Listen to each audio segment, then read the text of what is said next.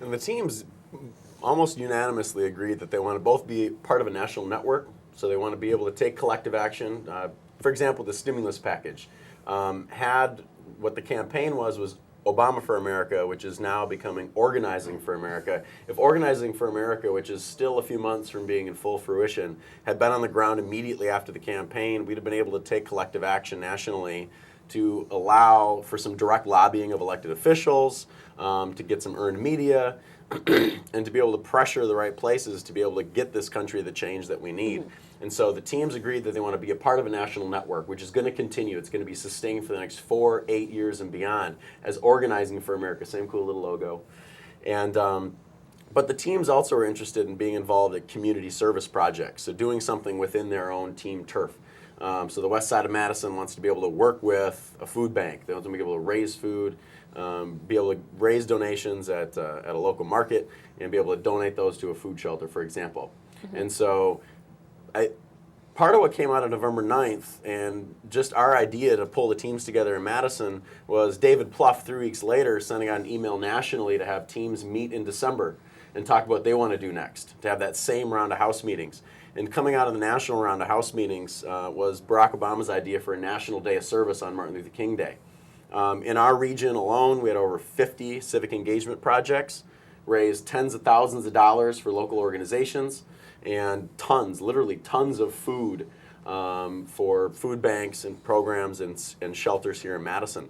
And so to just see what our teams could do on a single day of service, and for them to be able to see what they can do and form those lasting relationships with their communities, is carrying that momentum, carrying that organizational capacity forward for Organizing for America to kind of drop back down, which is what we're getting close to. For those of you at home that want to get involved, BarackObama.com, BarackObama.com. If you go to it, you're going to see it say Organizing for America. You're going to see right now a map of the United States and myriad little dots on the map of people that shared their story of how the economy is impacting them. What's coming very soon are going to be staff, organizers on the ground here in Wisconsin to help organize these teams around legislative issues, build capacity, to be able to impact the country, and everybody at home can get involved. Everybody can log on and find something to do in their own neighborhood. It's so important that we don't feel like the campaign is done, our work is done. For the many thousands of you in Madison that helped out, I'm deeply grateful, but that was the first step.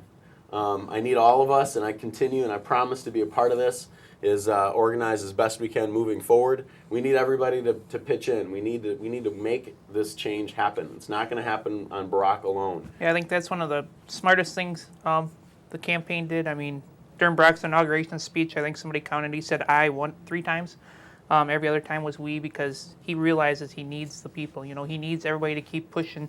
He can't make all these changes on his own without local legislation, national legislation, state legislation, all being impacted by all these people that got involved. So, I mean, he knows he needs people to stay engaged and interested and stay involved and push their politicians on every level to support the things that they feel passionate about. I mean, that's a big reason why they want to stay involved, but it's great to finally have that. You know, somebody that's not the decider, but somebody that realizes I need the people, I need these people to stay active, and they have to do it on every level. You know, can't just stop, okay, we got this president, we're good.